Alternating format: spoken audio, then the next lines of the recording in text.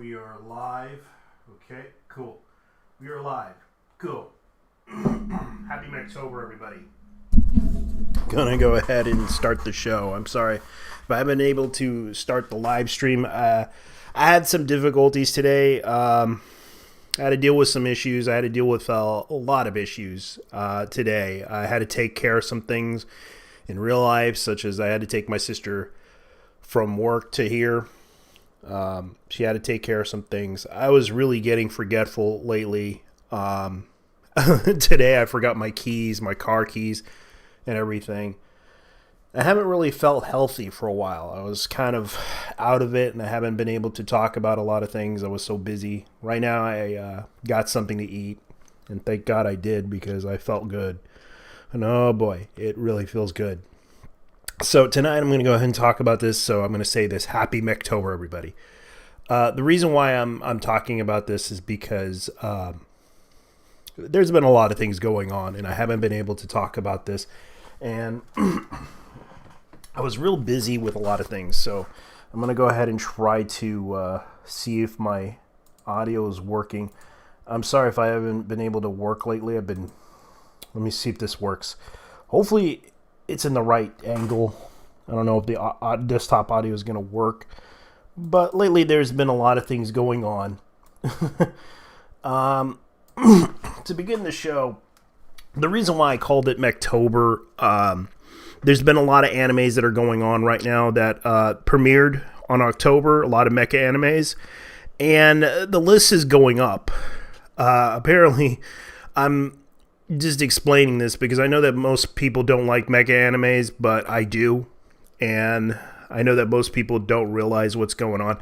The reason why I call it Mechtober, Happy Mechtober, is because of that reason.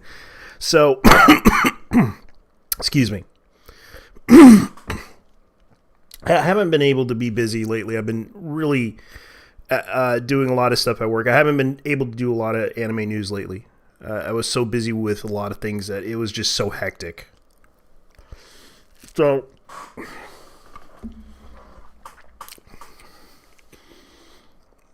the reason, there's been a lot of mecha animes that were premiering, and I had to look them up. Today, there was a lot of mecha animes that were premiering, and you may not realize it that there's been some new ones this season of October, and they were all premiering. Let me just go ahead and look at the genre here, because I got to look up a database that I usually go to. And they came out. They premiered in October. So let's see. This year, 2021 of spring. I think it's spring, winter. I don't know. Let me look. 2021, and I'm going to go ahead and put the filter out. So, we are seeing a lot of animes come out, and it is interesting enough that we are seeing a lot of them. Especially, I know a lot of people are like get a Robo Arc. I know that's not nothing new, but we're seeing a lot of premieres of animes coming out, and it's a really good thing too. We recently seen some recent premieres of Megaton Kuyu Masashi. There's also Sayuki Gun. I know there was another one that came out. I know the second season of 86 came out. Mew Love Alternative. There's also let's see. I gotta look up some more. I know that they already did. Let's see. Rumble Gerandol. That's another one. And Amy Warrior at the Borderline. That's another one that they premiered. And there was also, there's a lot of them that have been premiering. And I know there's an OVA series that came out, Ancient Girl Frame. That's another one. Now, this is kind of interesting because we're seeing a lot of premieres of animes coming out, like a lot of robot animes. No joke. And this October, it is going to be interesting because we are seeing a lot of really interesting animes coming out that are mecha, and it is interesting to check them out. And I know that there's another one. Oh, sorry. I got a lot of film in my body. And no, I'm not sick. But it is interesting enough that there is a lot of mecha animes that are coming out. And I haven't been able to check them out. So I'm going to go on my anime list and see what mecha animes are coming out. Yeah, my anime list. Go figure. Even though they're not really... They're pissed off over some stuff that happened.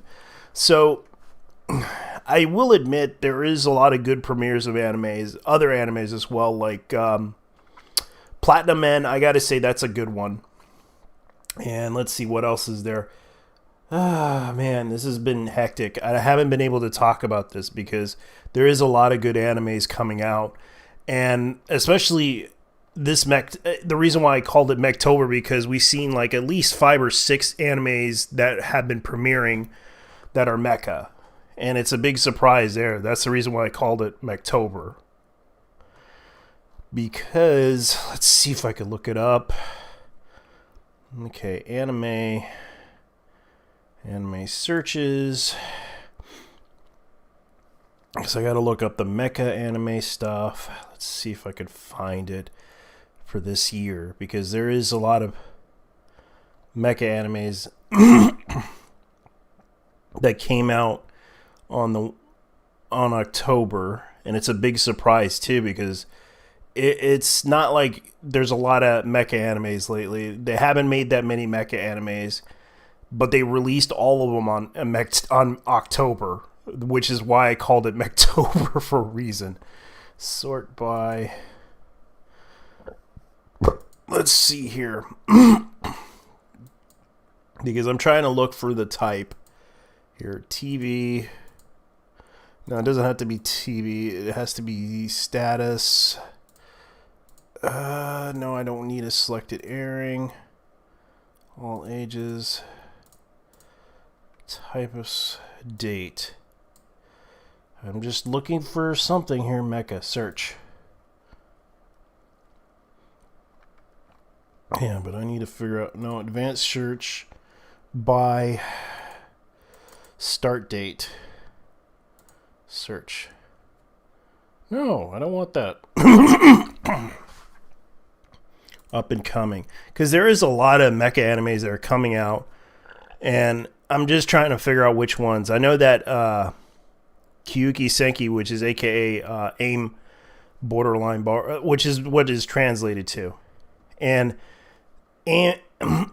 Ami is kind of a new anime, and I did check it out. I did check out I think there's like 3 episodes that came out for it, and it already premiered on October 5th.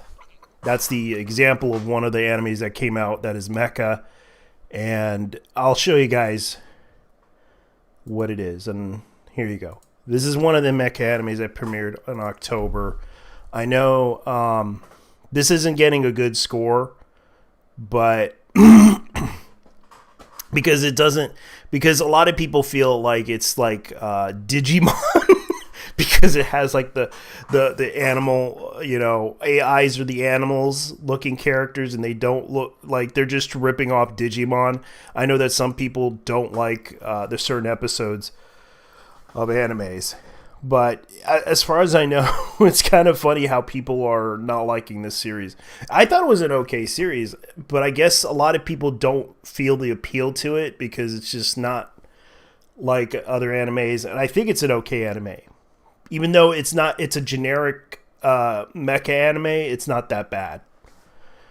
But I understand some people do not like that anime. But I'm going to go ahead and add that to the watch list. Let me see, what else did they... I already got that, so I gotta add that to my watch list. So I'm gonna go ahead. I'm still giving it an okay episode. I already watched 2 episodes of this anime. So I'm gonna go ahead and give it good, because it's not as bad as most people make it out to be. I understand some people have different tastes and different ideas about anime, and it's not like I care, but this is how I feel about it. Like, it's an okay anime. It's not as bad, but I guess some people have their dislikes and gripes about it. So that already premiered on October. Now there's another anime that I seen that came out, and I gotta check out and see if that one,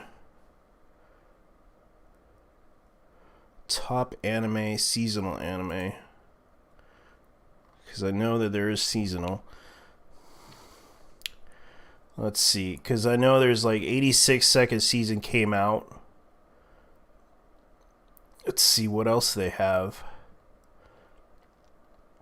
Sayuki it was like Sukugan is actually a really okay anime.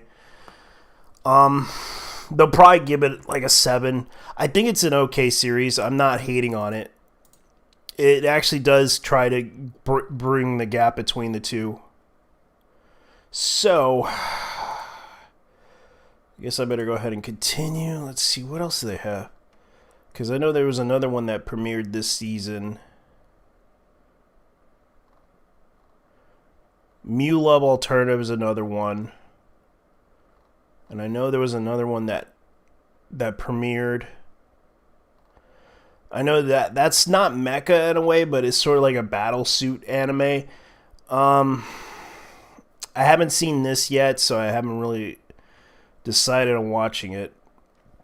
I know this one's another one that premiered, and this is another good one. But I don't know why they hate that anime so much. I don't know why people hate that anime so much, but I guess it's not like it's a different taste of anime that people hate. But I like it. It's not a bad anime. I'll give it a 7. Because it's gonna be based on on mecha, but I understand that they don't like this anime for some weird reason. It's based on a video game series that is going to be coming out, and it's a super robot anime in a way. But I guess some people do not like that anime. I did watch it myself, unofficially, and I gotta say it's okay. It's not bad. So, speaking of which, I'm gonna go ahead and get back to the whole situation here. If anybody wants to come in and chat with me, you guys have my permission to come in. It's kind of a, if you can come on my Discord and discuss anime with me if you want to. Because right now I'm kind of a little bit bored right now. I know that most people are probably bored with this show, but I just want to go ahead and discuss some anime. That's all I'm going to do. I know that most people don't like what I have to say about certain things, but I'll talk about it.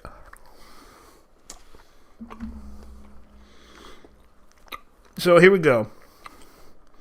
Sorry, I'm eating right now. Haven't eaten anything in a while. Haven't eaten anything that is really good.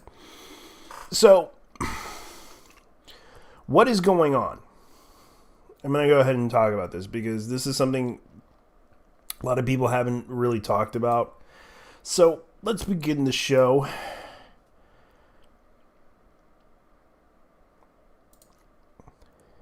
And talk about some anime. Because it's like no one wants to talk about anime anymore. So, here's what's going on. And I'm going to go ahead and talk about this. Because it seems like a lot of people don't feel like they're happy about seeing mecha anime. But, you know, that's how it is. Let's see here. Let's go ahead and look up something that'd be interesting for you guys to talk about, because I know most people want me to talk about one particular anime. And Disney, which a lot of people had brought up to me I had people talk to me about a certain video I made about Disney and the fact that Disney's getting into the anime game. Now I'm going to go ahead and talk about this because this is something that is a little bit scary. But tonight I'm going to go ahead and see what I can do. I got to go see how my buddies are doing. I don't know if my buddies are playing video games. Oh, my buddy's playing video games. Shit. Oh, man, I forgot. Man, I haven't really been doing anything. Let me see, because I had people discuss with me about certain things, about something. So I'm going to go ahead and be nice about this as best as possible. Not going to get any... Now, a lot of people were bringing up Disney, and I had some discussions about the whole Disney thing, and I know most people talked about it. Like, the video that I made about Disney, I apologize for anyone that doesn't realize. Like, I had... The reason why there's some news about an anime that they're bringing out called Twisted Wonderland, and it's based on a phone app game that is very popular. The reason why it's popular, because it's Bishonen. Bishonen's kind of described as pretty boy type of style of art, and it's created by the art is basically based by the Black Butler, who is the creator of Black Butler, and even the manga I found out is done by the same creator. But the funny thing about it is that they are trying to all the characters that they're all based on Disney villains or Disney characters that were very popular. And the thing about this is that Twisted Wonderland is sort of this weird series that I'll show you what it is. And I'll probably get copyright strikes for this because this is what it is. This is what it looks like. I'm not going to play the music because this is kind of what you're expecting about an anime. Because it's basically Bishonen. It's basically just promoting like pretty boys. This is kind of what it is. I know the genre. I know what type of genre it is. It's Bishonen. And the fact that people are kind of talking about this and excited, I know from experience, like, this is pretty much what they're trying to do. You know, they're trying to get, the young ladies, the LGBTQ type of people to watch this anime. They're trying to attract that group, that demographic. And I know from experience that demographic can be very toxic. Because I've been around them since the 90s, and I know how they act. If you don't believe me, they kind of act that crazy for these type of characters. And no, I'm not trying to be mean or anything like that. I know this type of fan base can be very, very crazy.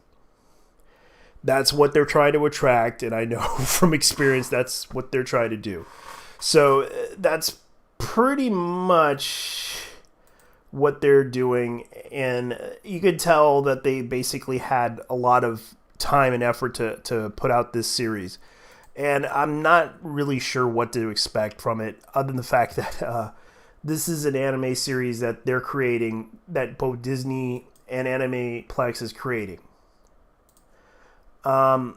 This is kind of it's no secret that this anime has been around for a while, been around for almost a year.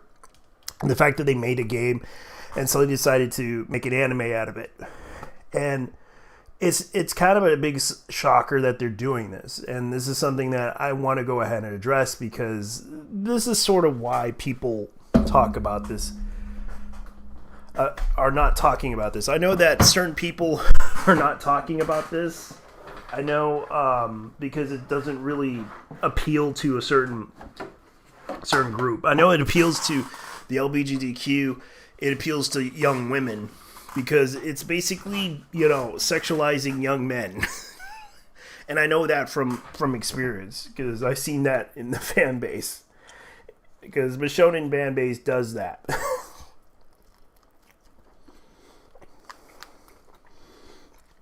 Sorry, I'm eating right now. I'm sort of hungry. But that's pretty much it.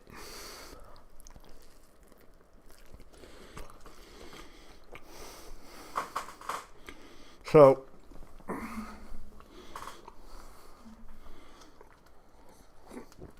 but Disney's not also doing that, but Disney's also doing Black Rock Shooter, Dawn Rise, I believe it's called.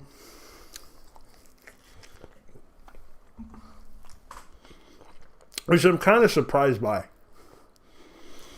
Because I know that Black Rock Shooter,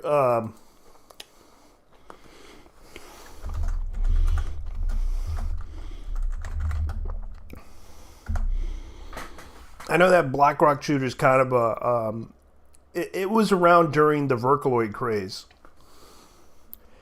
And it was popular because of the Vocaloid craze. And I remember this was kind of a big deal back then. And they made an anime based on that.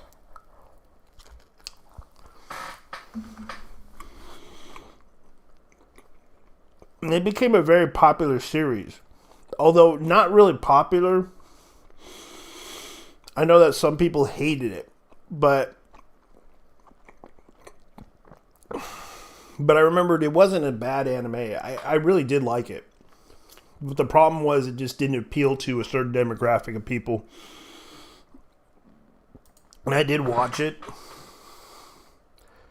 Really good OVA series. It's just sad that it just didn't appeal to a certain group of people. I gave it a 7. I would say it's an okay anime. Not the best, but an okay anime. But they decided to bring out another one for Disney. A Black Rock Shooter. Right. Let's see.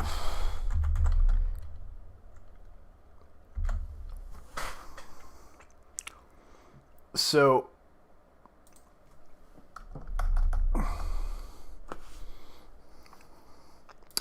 let me look it up because I need it.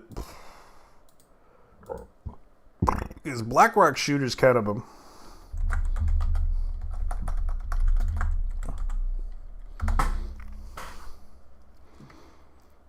Let's see.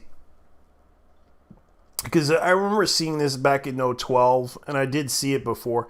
I know it was like around the Vocaloid craze. Like, it had that popularity because Hatsune Miku was singing it. And it was a really... It kind of was endorsed by the Vocaloid craze at the time. And a lot of people really did like Hatsune Miku. She did the opening for it. But I know that they are doing another Black Rock Shooter series. And the fact that they're also doing a Blu-ray for that thing, too. And I thought it was kind of interesting that they're doing that. So let me check something. Oh man, I really gotta look around because I know that this is kind of but I know that Disney's doing another one because they already got like. All right, let me look at what Disney Plus is doing because this is kind of what we're expecting. So. So I guess I better go ahead and put Japan today because this is what they're doing. The new Disney anime series focuses on beautiful boys living in villain-inspired magical dormitories. And yes, I was right about this but they don't know what Bishonen is. Like I'm surprised they don't know what it is. Like that's pretty much what it is. Like, this is a better article than the other one. Twisted Wonderland is a popular Japanese mobile game, which the player is a new arrival at the Night Raven College of the Academy of Dark Magical Arts. Students' body is divided up into 7 dormitory houses, each with its own distinguishing characteristics and lore. But one thing that they have in common is that they are filled with handsome young men with thoroughly sorted outfits. Meticulously styled hair, slender builds, and granted them by character designer Yana Toboso, creator of the creator of manga, of manga Black Butler. Given, oh sorry, given that it makes sense that Twisted Wonderland is getting an anime adaptation that surprises through it is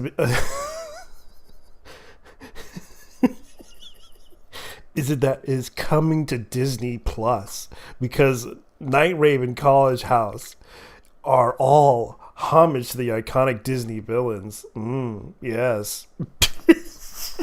God, this is so crazy. For example, 3 characters seen above in the game forms members of the dormitory houses. Sylvana Clan, like they're trying to rip off Harry Potter. Like this is kind of obvious. Like these are the houses that are translated. Twist, like this is kind of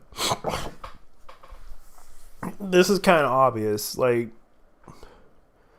this is what they're doing. Like Cater Diamond. That doesn't sound like a cool name. Cater Diamond. Cater Diamond. Okay. Ida Shroud. Like Idris Shroud. Okay. Jack Howell. Okay, so that's from Aladdin. Kalima Salam and Floyd Leach. Floyd Leach. That's kind of what they're trying to do. So it's kind of obvious that this is going to be something interesting. So I'll continue reading here because let's see here. For example, the 3 characters above in their game forms are members of the dormitory houses: Savannah Claw, Scarabara, Ordovellin, which take the cues from antagonists of Lion King, Aladdin, and Little Mermaid, respectively. Emblems of the Twisted Wonderland dormitories and the Night Raven College, like Harry Potter. Like they're literally ripping off Harry Potter. That's what they're doing. And then, like, this is kind of funny. They're literally ripping off Harry Potter. And other beautiful bad boys in their cast are attached to the house related to the villains. From Alice in Wonderland, Snow White, Hercules, and Sleeping Beauty. While Disney tailors a lot to the merchandise, theme park experience suits the local taste in Japan. Twisted Wonderland game, which is produced in partnership with Animeplex, is far by the most Fushi-oriented content ever.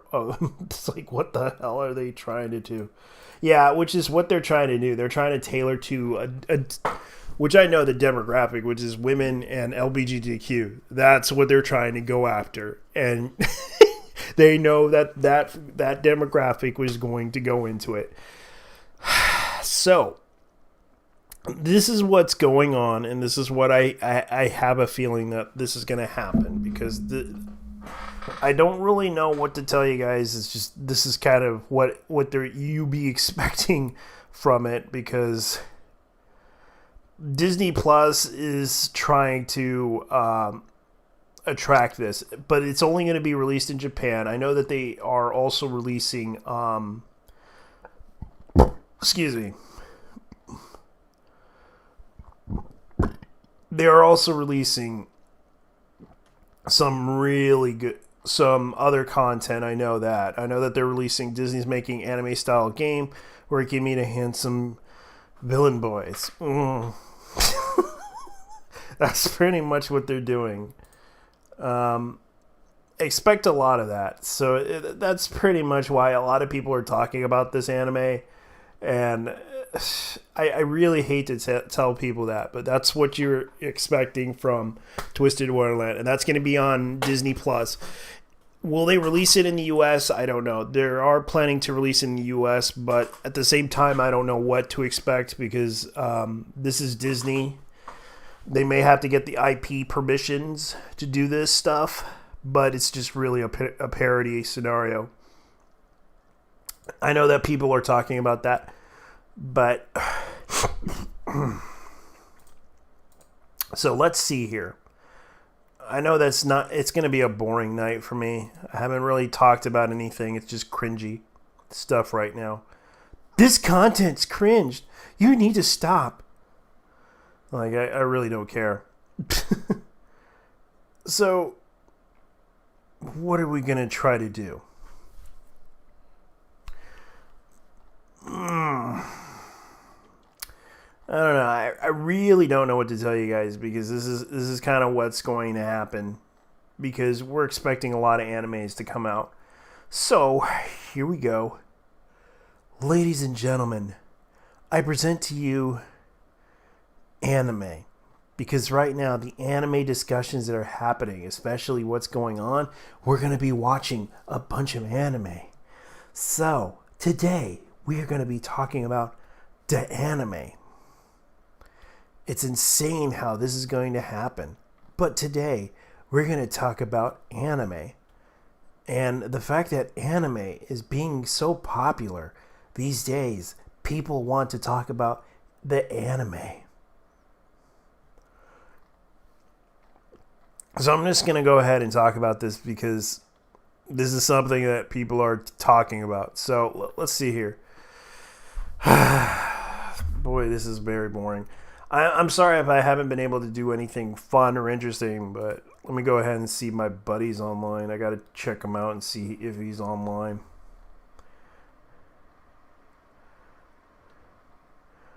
Because he's playing online, I know that. He's streaming. I haven't been able to talk to him lately.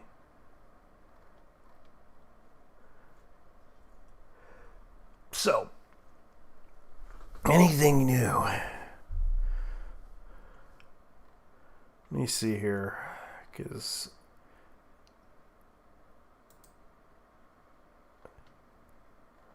all right, here's some news. I'm going to go ahead and talk about this, because this has been popping up. And I'm going to go ahead and show you guys as soon as this commercial ends, and then I'll show it to you. We're going to flip the script and do something different. The unfortunate reality is that we cover a lot of negative topics on this channel, and to be my very own YouTube jailhouse lawyer, when it comes to anime, most of the important topics are indeed negative. Whether it's people on social media trying to cancel anime series for showing skirts that go 1 inch above the knee, or anime studios going under financially, or even having to endure the latest Netflix live-action adaptation massacre, it's easy to get bogged down in the negative stories. But roughly 2 weeks ago, I thought it was a good idea to make a video where we simply cast out all the nonsense and try to focus on all the good things going on in the anime community right now.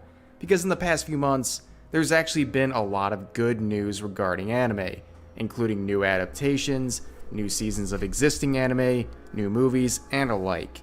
And I think today is another overdue opportunity to pause, take a look around, snort some pure anime girl essence, and reflect on all the good things to look forward to in the coming months. And instead of making individual videos stretching these announcements out, I thought I could make another quick video highlighting some recent news coming from the anime industry. First on the chopping block for today, an event on Sunday for the Zombieland Saga anime announced that it's getting a film project. So for those who aren't aware, this is basically an Idol series, but with zombies, which turns out to be unexpectedly wholesome, by the way. And when it comes to the music, it's filled with bangers after bangers. The anime adaptation finished its second season recently, and the official date for this film is yet to be announced, so stay tuned for that.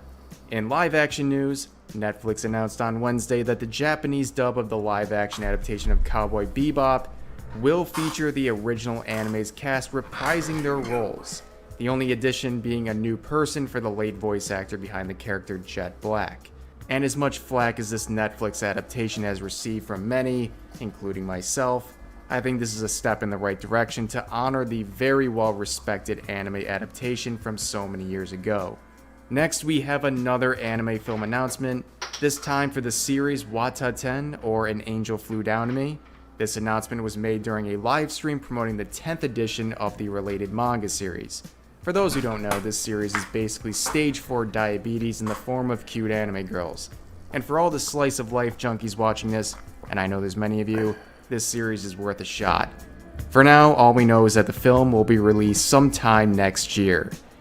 And finally, we have yet another movie release, this time coming from Eurocamp, or Laid Back Camp. This comfy camping series will be releasing a film in the summer of 2022, and if it's anything like the anime series or manga, it's sure to be a relaxing, good time. But ladies and gentlemen, that's all the news I have for now. Despite all the negativity surrounding anime in this current day and age, there's still plenty to look forward to. I hope you all enjoyed this video, and I'll see you guys next time. I write a lot of essays for school, but I also write sales descriptions. That's pretty much what's going on. But there's also another news report.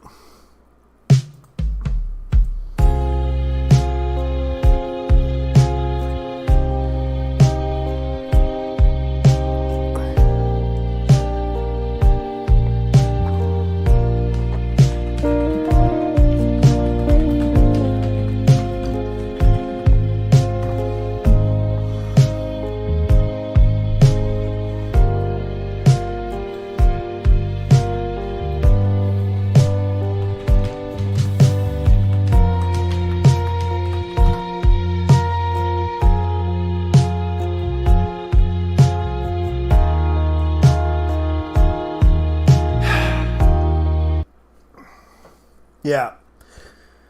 So, let's discuss this right now. People need to understand something. I'm just going to be nice about this as much as I like to be possible about this because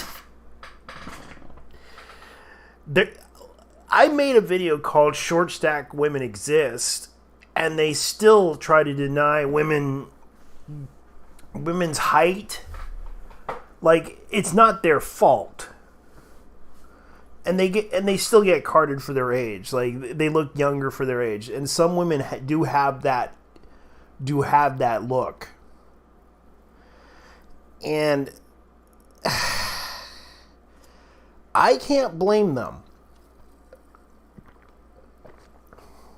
I realize people hate that. When they try to do that, I realize it's ridiculous. It's bad enough people are taking this a bit too far with this obsession about, and I can understand, because there is a group of people that like to sexualize young girls, but we have to back off and realize that there are some women that do look young and are adults, and they are they're at the age of maturity, but sometimes people look down on them and wonder why. And it's kind of sad too, because there are women that do look young, that do look petite, that do look at that age, that are short stacked. Especially when I made that video talking about it, showing young women who are at that age, some of them that are like, one of them admits that they're 30 years old and they still get carded for being 30 years old, for being short and stacked. This is no joke. It does happen. And I find it funny that people take this really seriously.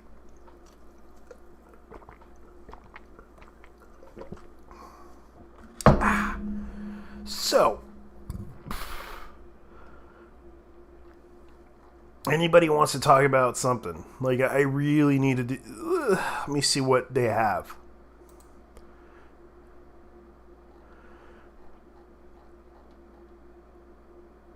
Let's see here. Because it hasn't been really... I swear, people like to make that meme every time. Like, I'm going to show you guys the meme. I might get attacked on YouTube. Like, that's the meme that everyone's talking about. Could I have iced latte with kitty milk? No, actually, it's breast milk. It's kind of the funny thing about this joke. And they're trying to do that, and I find it funny. And there's literal memes of this, which I find hilarious. Taiwan is a country. 99.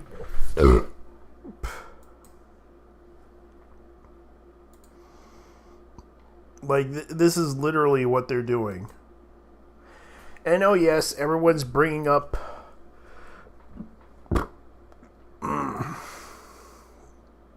this situation, and I'm not going to bring up the whole situation. So this is what happened. This is I guess I'll show you guys an interesting video that popped up, and I'm going to go ahead and say this right now. This is a very interesting video. What happened a while back, I haven't been able to talk about this because this woman is facing a lot of scrutiny for accidentally shooting her friend with a firearm. But she does have a bad history of irresponsibilities that happened online. A lot of drama that happened surrounding this person. And this is kind of a sad situation.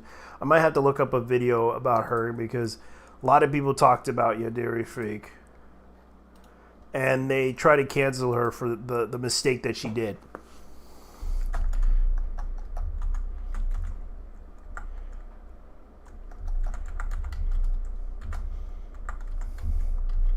Now, this video I'm going to go ahead and show you is by Hotbox, who happens to be a better YouTuber. So let's go ahead and show you guys the video and see what you think of it. Here we go.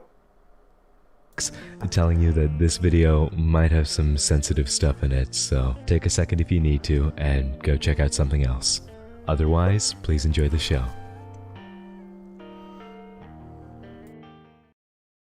Hi, this is Hotbox of the Future, and I'm sorry.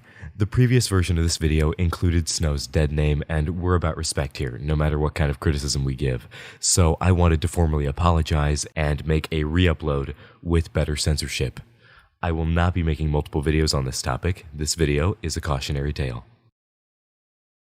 Life is precious. Life is priceless. Life is not something to so carelessly throw away, especially when our time is so short to begin with. More and more we're seeing life taken away before it's had a chance to truly flourish. And what's scarier is that with the constant feed of the 24-hour news cycle, it can be easy to become desensitized to these things.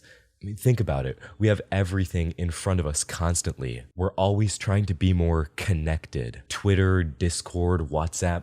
Even my grandpa's on Zoom. Hi, Mr. Knob. Are you joining us? But no matter how much we see, we mustn't forget that this is about a human life. This is someone with experiences and loved ones. No matter who you are, you make a difference. In a world this big, it's so easy to feel insignificant, but you always matter, no matter what your head tries to tell you. There are always people that suffer when a life is taken, and to be responsible for this should be a guilt that can never be lifted. So to see someone so blatantly flaunting their freedom, like the life they took doesn't matter in the first place, like nothing ever happened, will you help me hide a body?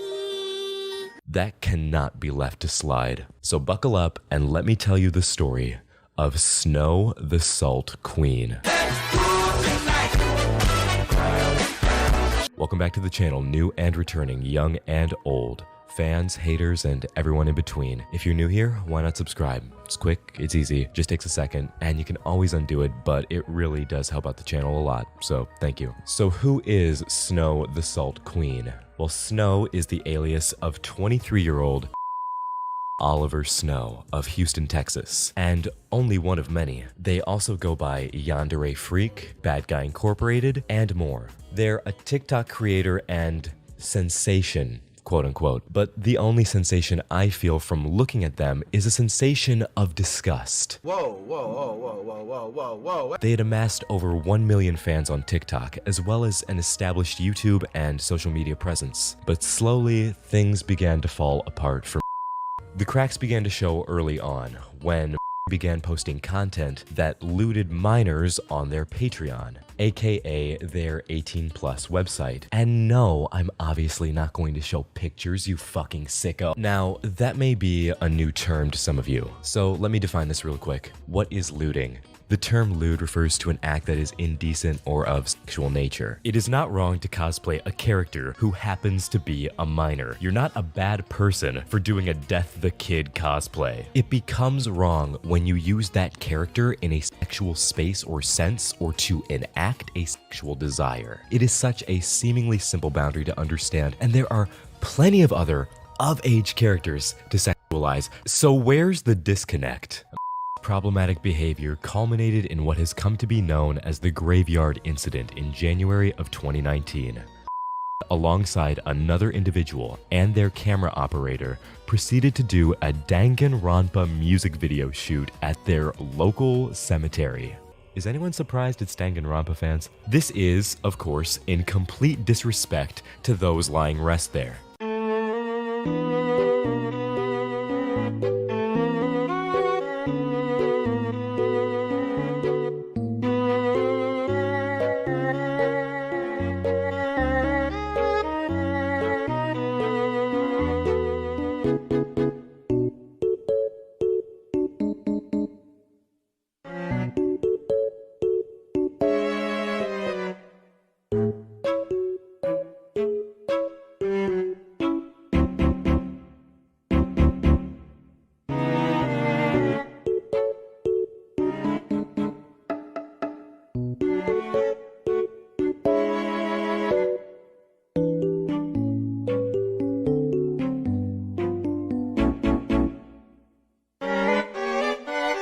There are also photos from this incident. In one of them, I can't make this shit up. It is purported that had nothing on underneath their cosplay, meaning that their bare ass was just taking up real estate on somebody's tombstone. But respectfully, right?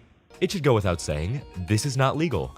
They did not have permission from the cemetery owners, much less the dead, and what's worse is, following this, the camera operator posted a 5-part defense on why they had done nothing wrong. So let's break that down, why don't we? The first point, quote, "First off, the cemetery was a public cemetery. It was a public space and we're legally allowed to visit and photograph/film there as long as we don't get in the way of other visitors. This is, of course, blatantly false. Multiple officials representing the cemetery stepped forward to emphasize the fact that these people did not have permission to do this. I'll read you a few of those now. This is the foreman of the West Hill Cemetery.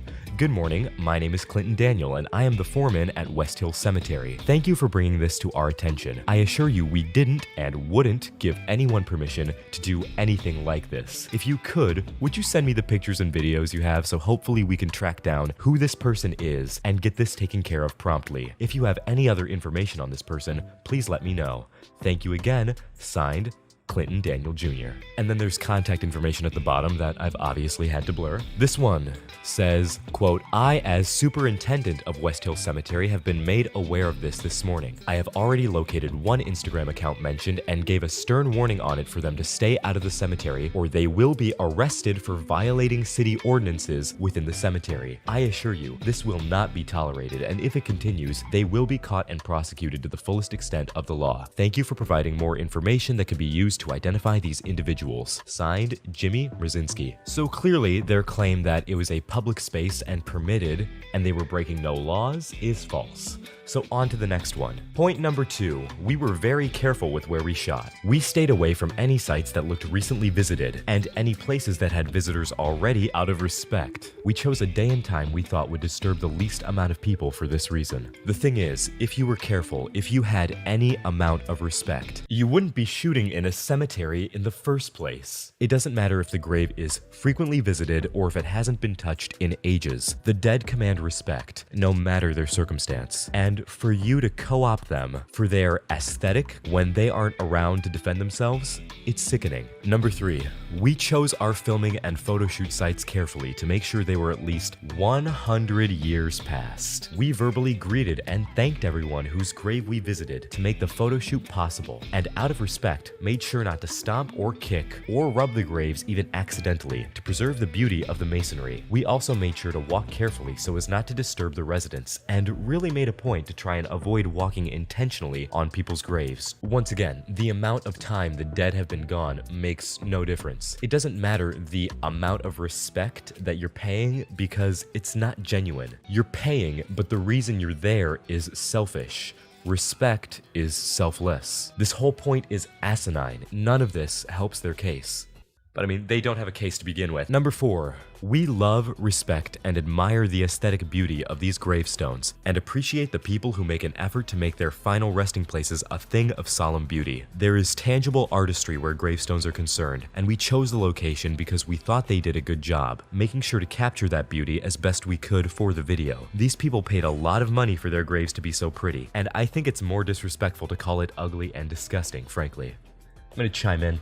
We're not calling the graves ugly and disgusting, it's the behavior that's ugly and disgusting. Okay, we worked very hard to preserve these gravestones as best as we could, so people could see them and appreciate them also in 100 years when we're also dead and gone. You know how graves stay preserved? By thorough upkeep, by being visited and touched only by relatives, and without bare ass sitting on top of them. Take, for example, museums. They're collections of art. The art there is isolated, it's left alone, so that what is there may be preserved down the line. That's what real respect looks like. Anything you do around this art, touching it, even breathing on it, affects it. Take nothing but memories, leave nothing but footprints. In fact, don't even leave footprints. Just stay home, go to a tour on Google Earth or something. And last but certainly not least, number 5. The video was fucking shit, I can't read this with a straight face. That video was bomb TBH. Y'all just wanting to be mad. Of course I want to be mad, because I don't stand for privileged shitheads disrespecting someone's final resting place. Not to mention, nobody's losing sleep over your low-quality Danganronpa video. I would have woken up the same in the morning, whether that video existed or not. I'd argue I'd wake up better, knowing it would never exist. This point is so self-aggrandizing and highlights the complete absence of respect between all of these people. If had any kind of respect, they wouldn't be posting pictures from the cemetery with lighthearted captions, nor would they be mocking people giving them criticism on their Instagram story. Oh my god. Oh my god. No, stop pole dancing. Stop pole dancing.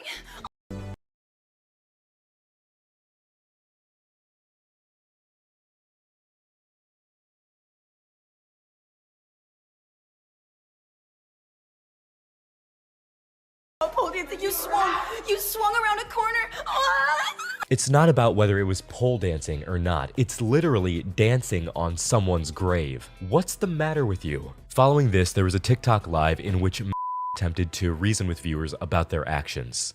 You'd be like, hey, do you want to go hang out in the graveyard? And you'd be like, yeah, and you'd go and you'd smoke and you'd hang out in the graveyard. And like, I've had like, there's been raves at graveyards. But apparently it's like a whole thing. Like, you're not supposed to like touch the gravestones or like do any of that. And I never even like, I didn't even like have a, like I knew that you weren't supposed to step on a grave that's recent buried. Like if the grass hasn't grown yet, you're not supposed to step on it. And I knew that. But I didn't know there were so many goddamn rules about graveyards. Like, oh my god. I literally just thought the place was pretty. You have no brain cells, and the internet hates you. Yeah, like, I still don't understand why it's wrong, but, like, I'm not gonna do it again, you know? Like, I think that as long as you're not, like, being, like, actively, like, attacking the gravestone, or, like, doing things like taking pieces of it, or, like, kicking it or stuff. Yeah, let me interject. You're not being hated for a lack of brain cells, you're being hated for not applying what you have and using common sense. And nowhere in there did I hear an apology. I heard deflecting. I heard bargaining. I didn't hear the words "I'm sorry" at all, which should have been the first things coming from your mouth. In part of this TikTok live, also discusses their kittens. This is a relatively smaller arc, but it's worth mentioning. It involves a pair of kittens that had found. They had claimed the kittens were sick, and they were asking for money to their PayPal. Allegedly, the kittens were never sick, and pocketed the money. When asked about it on TikTok Live, had this to say. I swear to God, you bring up the kittens right now, I'm gonna lose my fucking shit. I was in and out of the fucking animal hospital for like 2 fucking weeks with those cats, and you know, I did everything I could to save them, and I did manage to save one of them. So, you know what? I literally caught a parasite from them. Like, it was a contagious parasite to me, and I caught it because I was taking care of them so intensely. So you can eat my fucking ass. I paid like $700 of my own money and only raised about $200 to like help. So much fucking money and effort and time, and my fucking roommate was in the hospital at the time. You have no right to go spreading that shit. I will end you. Now, I don't know whether actually posted their bank account or financial information or not. But I will say, if taking care of the kittens or any animal was such a financial and apparently physical burden, the cats should have been taken to a shelter or some other facility that was better equipped to treat them. You have to worry about locking yourself down first before you can start worrying about other people. Otherwise, you're just keeping the animal around to satisfy a savior complex. Well, especially the fact that the person that you're getting that information from, I know who they are, and I know what they've done, and if you knew the kind of things that person has done, you would not be following them.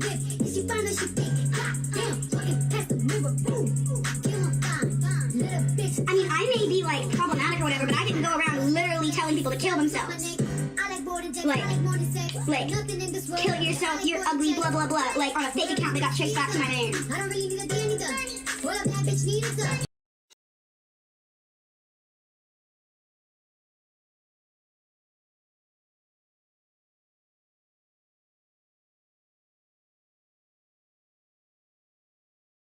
Call me problematic all day long, but when someone makes up lies like that, has this idea that the wrongdoings of others somehow mitigate the magnitude of the things that they have done. The thing is, you don't need to tear someone else down to legitimize yourself. If your point is strong, it should stand on its own. But regardless of what other people have done, this is about you and the responsibility that you needed to take. Because otherwise, you're no better than the person you're comparing yourself to. And while we're covering smaller arcs, let's talk about the $300 wig. Began selling Junko and Noshima wigs through Tumblr. The price, $300 dues. Equates it to $175 spent on materials in addition to $125 in labor costs. So naturally, people got excited, particularly YouTuber Star Dare. Her order was soon placed. The first red flag should have been that in this time frequently privated or deleted their account. In addition, Star's porch was robbed around the time the package was supposed to be arriving in December. Offered to replace the wig for $175 alone, bringing Star's total spent to around $475 US. This should be the ending, except for the fact that Star received her wig long before ever claimed it was shipped. This left people to posit that either never shipped the first wig or shipped it late enough that it never got stolen with the rest of the packages. This would also mean that never remade the wig in question and instead pocketed the rest of the money. But hey, that's just a theory. A game theory. Oh, and when that wig did arrive, it came shipped in a Kroger bag. Then it was moved by Star to a box to be displayed for a video. It's plastic grocery bags, all right? In this box, just, you know, like this. One clip here, the base wig, another clip, it's a little longer. Another short clip. We have another clip, one more clip. So we have 1, 2, 3, 4, 5 clips, which I was confused about because I was like, that's an odd number, and she has 2 pigtails. But then I thought, you know, maybe because of the ponytail. That makes sense. Now, with no letter, nothing in this. This wig also came with these. I don't know what these are. And then 3 of these. Oh, and then here's the Kroger bags that the wig came in. My frustration is my friend paid for her time and labor constructing the wig and, you know, buying the 5 wigs. My question is, I don't know what was constructed. That's where I'm confused. I don't know what the base wigs look like that she used, but I feel like this is something that you just buy, you know, all these, whatever. And I feel like these clips are something that you would just buy. Which in my head tells me the only thing she styled were the bangs on the wig, which are the simplest things anyone can do. Like, The wig, as you can see, is a short wig plus several tangled clips, some of which are missing their actual clips. The wig here isn't constructed at all. It's like ordering clothes and then being sent fabric and a sewing needle. Proper wigs are shipped in this fashion. They're often netted, rested on a mannequin head, and then firmly padded. But I'm not surprised can do this, since they don't know anything about preserving things. Came forward on TikTok to defend themselves concerning this, and interestingly enough, it's here of all places that we receive a formal apology for the graveyard incident. It's a bit late, better late than never, but it still presents as self-serving. They're still clinging to ignorance by saying that things were never intended that way. Hi guys, I've noticed a lot of discussion on my Junko wig recently, and a lot of just really incorrect information. So let me walk you through my Junko wig real fast so that it clears everything up. So this is the listing that I buy part of the wig from. I would suggest buying at least 4 of this style here. And this is a secondary style, buy like about 2 of these. So if you buy like 3 or 4 of one and then like 2 of the other, they are different colors, slightly different shades, but that's how I get that darker on the bottom, lighter on top look. So you are gonna take your clips and you are going to strip them off of these little things, and you're gonna add multiple clips on each clip, like multiple sets of hair on each clip. If you look through here, there is a very distinct line. You can see the little ties in the middle where this is 2 wigs, and some of them have 3, some of them have more than that. That's how you get the volume. And don't stick your clips on your clips. That's gonna fall off. Stick your clips and stack them up your head. Hi guys, and just for those of you who never like to believe anything that comes out of my mouth, let me show you this real fast. This is 1 clip. You can tell. This is 1 singular clip. This is 1. And this is 2 clips on a singular clip. They are different sizes. This is way bigger and it'll give you a lot more volume, way more than just 2 of these stacking on each other, and you'll have more room to stack. Now this, big boys from my old wig, this is 4. This is 4 of those little clips on 1. But it doesn't take up the space, and you can just clip 1 on, then clip another one on, and then another one on, and build it up. Your whole goal is to make the hair go up, and the more individual clips that you can stack on one of these little grabby things, the more volume your hair will have. Like, I don't know how people look at this versus this and go, this is 1 clip. No, it's not. This has a single clip, but this is more than 1 clip of hair. And just for those of you, I don't want to actually have to do it because it's a real pain in the ass and it takes forever to stack them correctly and make them look right.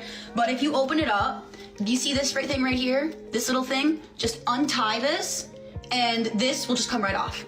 It'll just come right off the clip. You just have to untie it. I don't want to actually have to do it because it's... We've heard.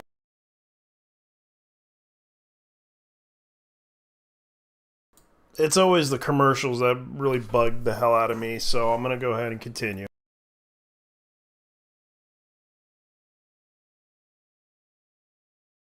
Clips from Amazon.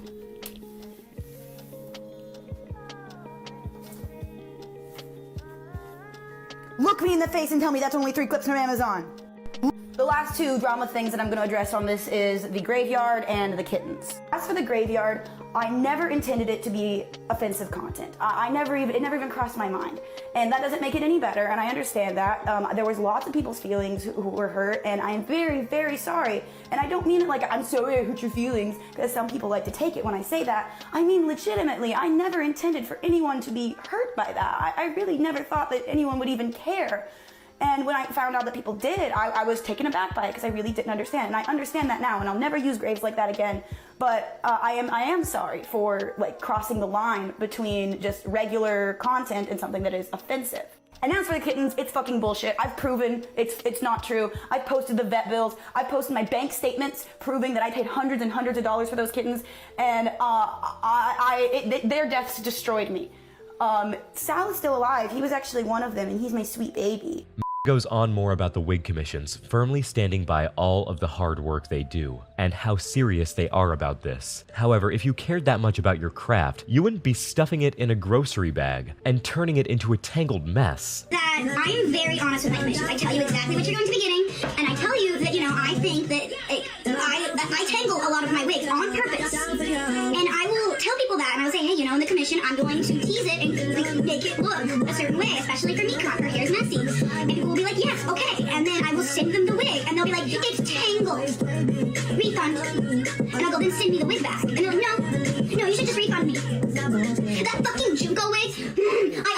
refund. I asked her if she wanted one. She said no. She said she didn't want a refund, that she would keep the wig.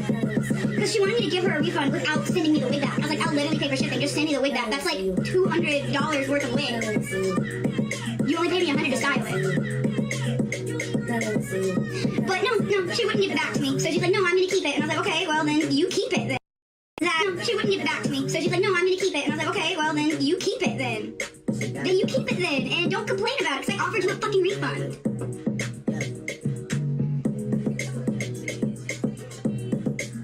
Bitches do nothing but complain, I swear. I mean, I have issues doing commissions because, like, I want to because I like doing commissions, but at the same time, people get really, like, about them. So you just have to see, like, what if you're interested in a Mecon commission, that would be really easy. I do two kinds. I do them from Amazon and I do them from Arta with different prices for each because the bases are different prices. I'd have to look up what the bases are to remember, but I usually charge like $50 for styling, especially when it's something like Mecon and I've got to like put them on a wig head and tease it up and cut it and do all this shit. Because my Instagram's weak spot. I'm just being real. My shit, look. At Mod, we know. Commercial again. Let's go ahead and continue because this is kind of hilariously funny. So I'm just continuing on with this tragedy that is Yandere, our Basalt Snow Queen, which a lot of people talk about, and this is kind of the thing that most people don't realize. So let's continue on. Not like paying someone for your makeup wig. You should get an Arta wig, a big nice Arta wig, and then you just fist it with your hands. You do this after you cut it particularly, and bitch, it looks good. You just gotta fist it correctly and like jerk on it and throw it on the floor a little bit. Let her roll around. Don't actually do that. You'll get all kinds of shit at your wig. Do not actually do that. Funny enough, my Junko wig now is actually more expensive than $300. Like literally the physical clips, the amount of hair in it physically is more than $300. And I think about that sometimes. What is talking about doing here is the equivalent of simply teasing the hair and throwing it in a box. There's no assembly happening. It's not a commission. Is practically playing middleman for the wig pieces to the customers. And according to people who know more about this than I do, there's better ways to tease hair without, you know, fisting or jerking. Now look, I've said a lot, but alongside this, received some very disturbing threats. Threats of SA, including being doxxed as well. No matter how outraged a person is, no matter what the person has done, this behavior is never okay, period. Personally, I wish story ended here. You know, some problematic behavior from a few years ago when they were still pretty young. Oh, and I mean falsifying legal documents. Did we talk about that? From Snow the Salt Queen. Enclosed is your legal cease and desist letter. You must reply your compliance by April 12th to avoid legal action. All evidence have been recorded already. What? All evidence have recorded already been copied and sent to a lawyer, so you can't just delete it. You must reply with acknowledgement that it is false and an agreement to stop spreading falsehoods. If you do not comply or continue afterwards, we will take full legal action. And then here's the letter. Oh, and look at that. It's just copy-pasted from a template. Whoops. That aside, again, if this was just about being a bad person when they were younger, I wouldn't be making this video, and somebody else would still be alive. But it's time we talk about the manslaughter charges.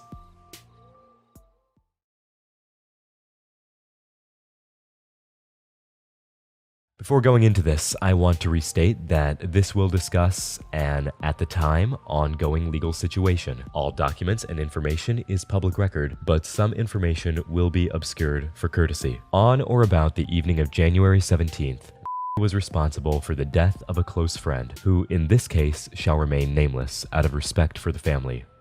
They shall be referred to only as Friend A. While heavily under the influence of drugs and alcohol, he pulled the trigger and brought Friend A's life to an end. Following their arrest and charged with felony manslaughter, appointed a measly $20,000 bond with heavy parole restrictions that, I should add, they broke nearly immediately. And what did do with their newfound freedom? They posted TikToks like nothing was wrong. Literally, we have a screen cap of when went on hiatus in early January, hiatus quote unquote. This coincides with the time frame of the manslaughter charges, followed by a February return where they're begging for interactions and not saying a word about what's happened. Granted, this is probably on the advice of legal counsel, but it sort of screams guilt. Was acting like they didn't just take a life. Accident or not, inebriated or not, it's flaunting the fact that you're still alive and someone else isn't. Look at some of their pinned TikToks.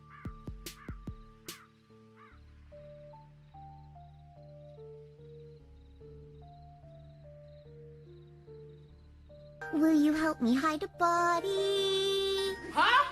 There are no words that can abbreviate the horror, so instead, I will read you a direct excerpt from the court documents. While you listen, I want you to remember, this is the story of a life being taken. Affiant asked the defendant if they were willing to give a statement as to what occurred in the residence, and they agreed. The defendant was escorted to my unmarked county-issued vehicle, where they sat in the front passenger seat and provided an audio-recorded statement. The defendant provided their full name and stated they reside at this residence.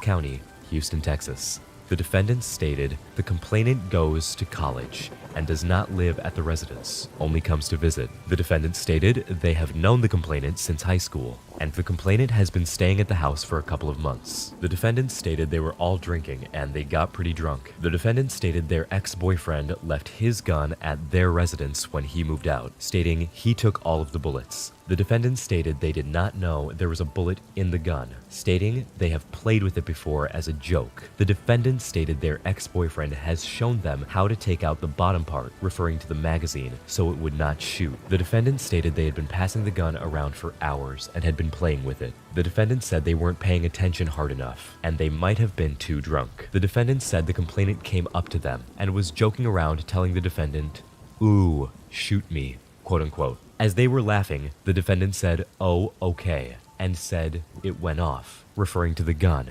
The defendant was in shock, saying that it was supposed to be empty. The defendant said they did not load it and do not know how it went off. The defendant told their friend to call 911 as they moved the gun away from the complainant. The defendant said the 911 operator told them to place the gun back in the case. The defendant believes everyone in the house had touched or held the gun that night. The defendant stated the gun was mainly in their front pocket where they were keeping it. The defendant stated they pulled the trigger and stated it was their fault. Affiant asked defendant why they had the gun with her. The defendant stated they were watching Gotham and said they were drunk, laughing, messing around, saying they're a cosplayer, stating they like characters and stuff, and told their friends that they had a gun like Penguin does. The defendant stated the gun had never been fired before. The defendant stated that when they start drinking, they usually put it back in the case, but didn't think about it, believing it was empty, stating they had it out about 2 or 3 hours. The defendant stated they assumed the gun was empty and didn't see it as a danger anymore before the shot was fired. Affiant asked the defendant if they were right-handed or left-handed. The defendant stated right-handed. The defendant stated they were in the living room and their friend B, came up to them and told the defendant, "Oh, shoot me," quote unquote, as the defendant pretended to do so. Then, the complainant, friend A, told the defendant, "Oh, do me," quote unquote. So the defendant turned to their right towards the complainant face to face and placed the gun up to the left side of their head and pulled the trigger. They saw friend A fall to the ground, face down. The defendant stated it was a Glock handgun and had some numbers on it. The defendant stated once they put the gun down, no one else touched it. The defendant stated they had been drinking vodka and Coke since earlier in the day when they were at home. The defendant stated they were hammered and also had smoked some marijuana. Homicide investigator C. Castro assisted in this investigation and asked the defendant when they loaded the weapon, did they notice the magazine was inside the gun? The defendant stated they thought it was out and completely empty when they were pointing it at themselves and other people. Affiant asked the defendant if they put the magazine in the gun. The defendant stated they do not remember putting the magazine in the gun and stated they might have been really drunk and might have put it in, not thinking about it. The defendant said it made a clicking noise when they pulled the trigger about 3 or 4 times. Oh, life. We know what it means to be where you belong.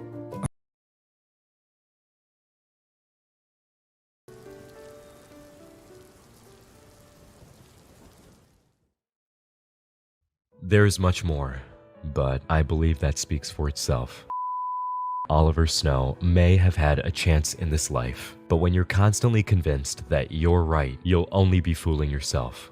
He behaved incredibly foolishly with a firearm. First off, a firearm is always loaded, even when it's not loaded. And a firearm should never be operated by someone under the influence of anything. It should not even be near people under the influence. And while I don't doubt has faced trauma from this, the family of friend A deserves justice and deserves consequences for their actions, especially if is going to flaunt their freedom right in the face of the people they've made suffer. So what can you do? Report alternate TikTok account that's still public as of September 28, 2021 at roughly 10 p.m. Report themselves to your local convention or event, and report if you see them anywhere on any kind of social media. This person does not deserve a platform where they could potentially hurt more people with their poor decisions and attitude. I will close this video with a final word from someone close to the situation, someone who knew friend A themselves. For the sake of the victim's family, I am deliberately not disclosing their name, but this is gonna be the last fucking thing that I say to you. The person that Snow shot and fucking killed was someone that I knew and cared for. Someone that continued to be friends with Snow and continued to forgive Snow and give Snow chances after all the shit that they did. Okay? They genuinely believe that Snow would never hurt them. The circumstances of the case and the charges don't matter. What matters is that someone lost their fucking life because of Snow's gross negligence. This absolute fucking idiot used a loaded gun with the safety off as a prop and shot and killed someone, whether it was an accident or not. The fact that they are continuing to post as if nothing happened shows that they have no fucking remorse. They do not deserve a platform. That is the only reason I said something, is because they do not deserve to be on a platform, continuing to post, continuing to interact with people, continuing to make friends that they also could potentially fucking hurt. Now again, Snow legally cannot have a gun. Legally cannot have a gun. Given that they legally cannot have a gun, that's strike one. Strike two is the fact that it was loaded and did not have the safety on. Strike fucking two. Strike three, it was pointed at someone. Whether that be for a fucking TikTok or something or otherwise, they killed someone and you're defending it. Thank you for watching. If you enjoyed, please leave a like and share the video. Spread the message around. Whenever you're watching this, I hope you have a good rest of your day and an even better tomorrow. I love you. And before you say it back, look in the mirror and say it to yourself. And I will see you in the next episode of whatever I make. And until next time, this has been the Hotbox. Bye.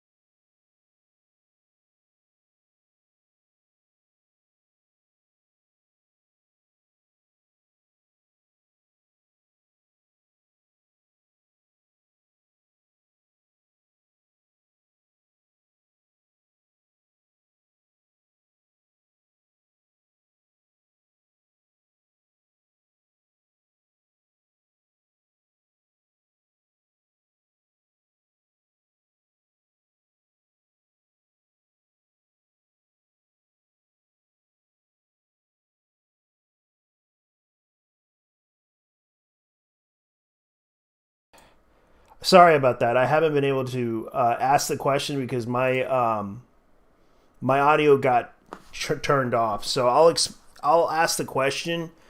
Yeah, I did watch that anime. I did watch the movie. It was really dark for an anime series. I have to say it's a really dark series. I haven't been able to talk about this, but I will tell you this. It's very interesting enough. It's a pretty good anime. I'm sorry I haven't been able to mention anything in the audio. I turned off the mute button. I forgot that because I was watching a video. And the thing is, I'm going to go ahead and bring up something because I haven't been able to talk about this because a lot of people are talking about the Nintendo Switch Online thing. I like to ask the audience, what do you think of this whole situation about the Nintendo Switch Online? Like, you can leave your comment here and say what you have to say about this. Yeah, because I like to hear what you guys have to say about the Nintendo online service that they're doing. Like, they're increasing the price from...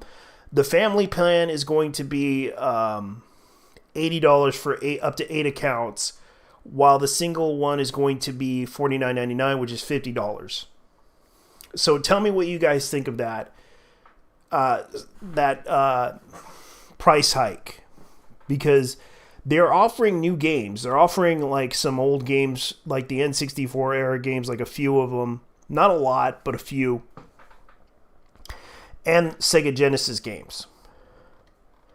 So I want you to tell me what you guys think of that. What would you pay that amount for monthly subscription for that thing? That's the question. Because I would like to hear that opinion from everybody else. Don't be afraid. I would like to hear your opinions. Because I know there's some people online, so don't worry. I did watch Polamaji Mangaka. Forgot how that anime is. I did watch that anime, and I know it's a very dark series, and I do feel bad for the ending because I was kind of like sad for the ending. So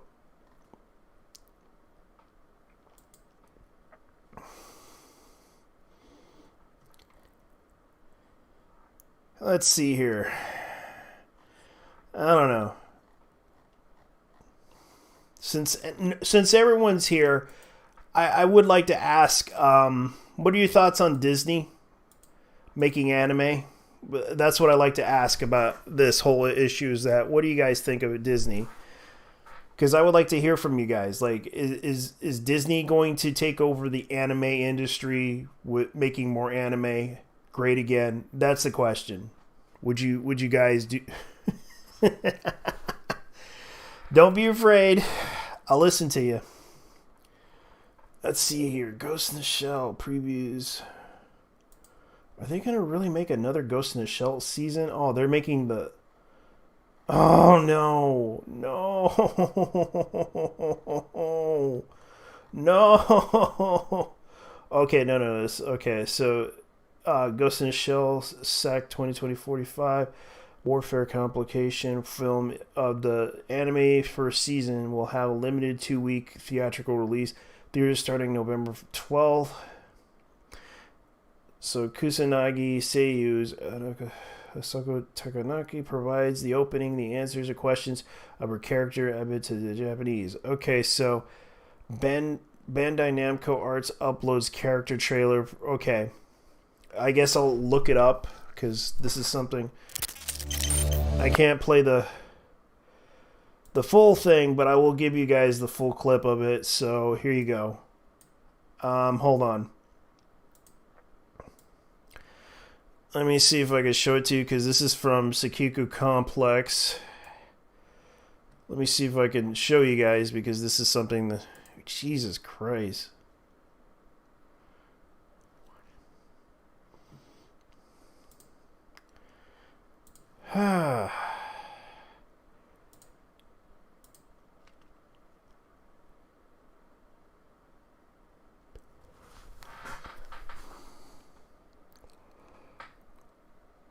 Well, that's actually interesting.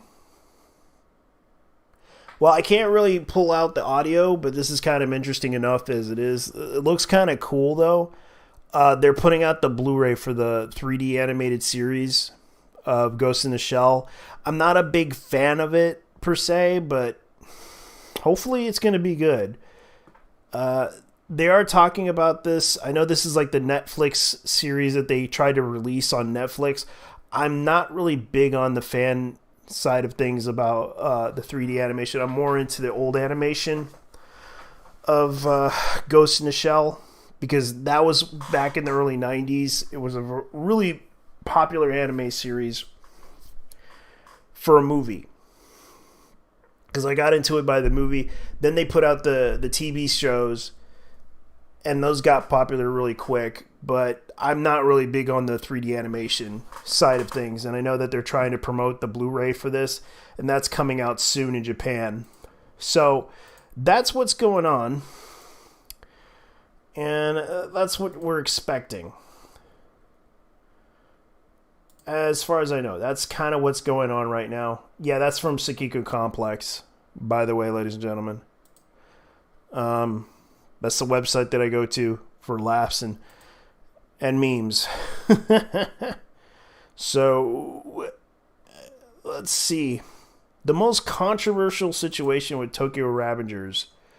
Oh, God. This is what's going on. I know that this is going to be causing a lot of controversy, because this is... But you have to understand, this is a different type of symbol. You have to understand this is commonly used in Buddhism and other things, but they were trying to emulate this group of an actual real life motorcycle gang that is known as Black Empire. They were basically anti-war. They were the anti-war movement, but they were pretty bad. They had a pretty bad reputation as a motorcycle gang, but they were an anti-war group. They're not like Antifa or anything like that, but they were anti-war. They don't want to get involved in war anymore. But they are selling this shirt, this hoodie, and people assume it's a swastika. It isn't. It's a different symbol. It basically means fortune. I believe that's what it means in Japanese. And most people interpret it, but it's actually a Buddhist symbol, commonly used in other cultures. But a lot of people assume that the swastika, that is a swastika. No, a swastika goes the other way around. And a lot of people seem to assume, because this is from Tokyo Revengers, by the way. And it's basically about a Japanese gang. That's pretty much what it is. That's based on an actual Japanese real life gang. And a lot of people don't know this, because I actually had to defend people over this whole issue, because they don't know. They interpret everything as, this is Nazism. You guys are a bunch of Japanese nationalists. No, they're not really nationalists. They were anti-war. If people would actually do the research, they would actually know what the culture is and understand what the fuck is going on. But everyone always misinterprets everything about a culture. And that's what's going on. But that's what happens. And it's like, a lot of people don't know that that's commonly used. Like that's called manji. Forgot that's what it's called. Like it was used in if you ever read Blade of the Immortal manga, that's what it is.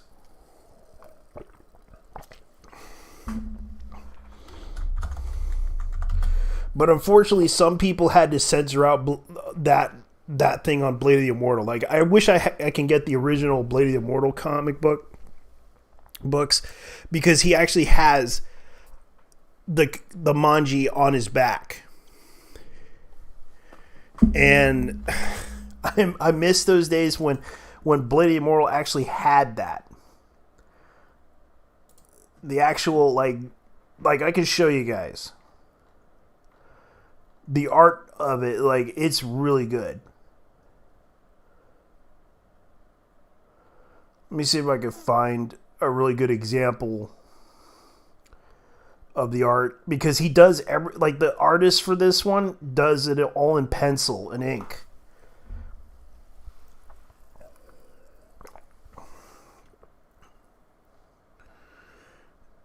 Let me see if I can find it. Great.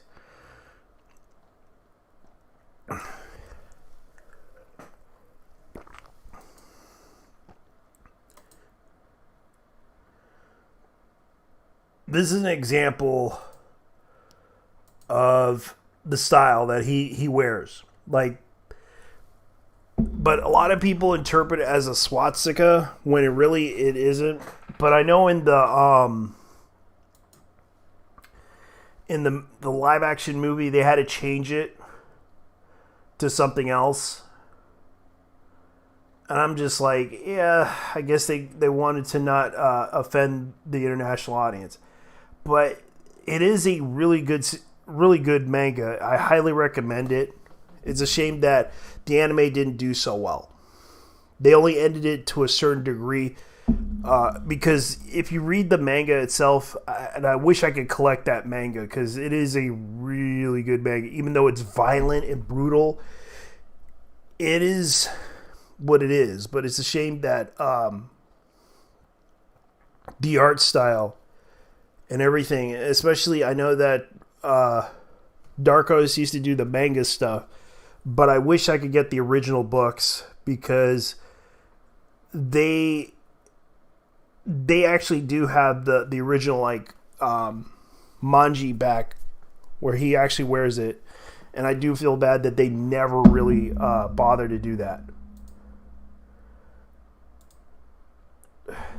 So anyways,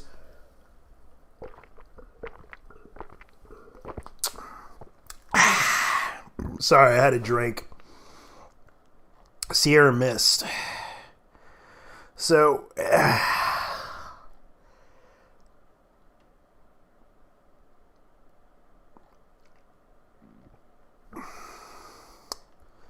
yeah, and I haven't been able to talk about this. I know that most people are probably not talking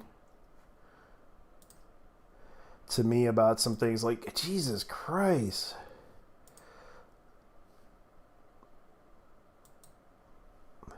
And that's kind of what's going on. I know that they're selling this to make merchandise, and that's pretty much what it is. So I'm going to go ahead and read the news from the website. Tokyo Ravagers attended a great deal of attention online yet again for most of the typical... And this is kind of what's going on. Like... This is kind of what's going on. And I know that this is what you're expecting from them. They are trying to sell this merchandise to make money, and I find it funny how this is causing a lot of controversy, because of the swastika thing. Like, that's not the swastika, it's a Buddhist symbol for fortune. And it's causing a lot of controversy. I know, fuck.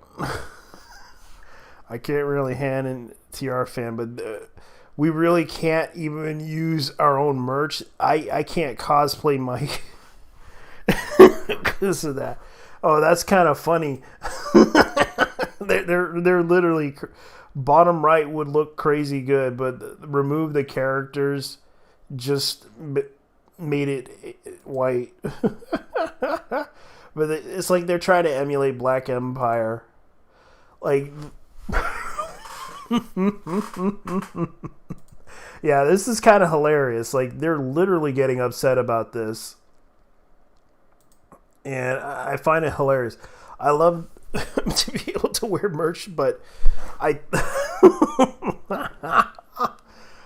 kind of do feel, I think it's going out in cosplay is risky enough that it only would go out in cosplay conventions and photo shoots where it's quite hiding anything in the symbol bag. Like, they really don't know what the symbol is, because it's kind of, I know I know they're not swastikas, but damn, like, yeah, I know what I know what it is. Like, they literally don't know what it is.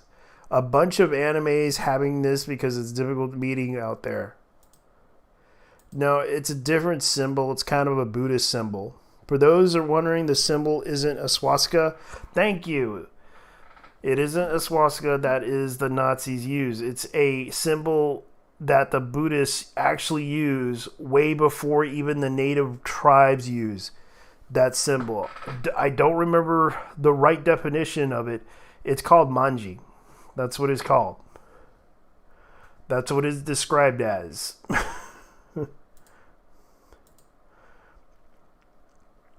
Yes, manji, yes, that's what it is.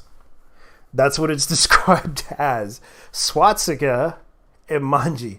Like, that's kind of what it is. Like, they're literally using those two symbols, and they don't even know what it is. And people are usually freaking out about the difference between swastika and manji. And swastika is an opposite of the swastika. The other one means symbol. The other one just means, like, the symbol for fascism. But then again, it's also used in by the Native Americans for peace. So if you actually research this, you would know what it is. Like, seriously, like, you guys really should study more into history instead of trying to. Like, it's really sad. Like, the educational system has gone to hell since I left it 20 years ago. Actually, it's 21 years ago. Like, actually 22 years ago. That's kind of funny.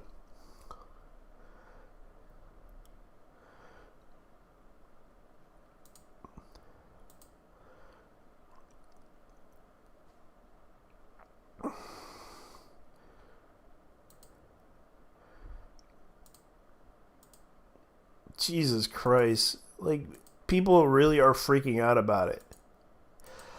Like, this is kind of ridiculous because, let's put it this way.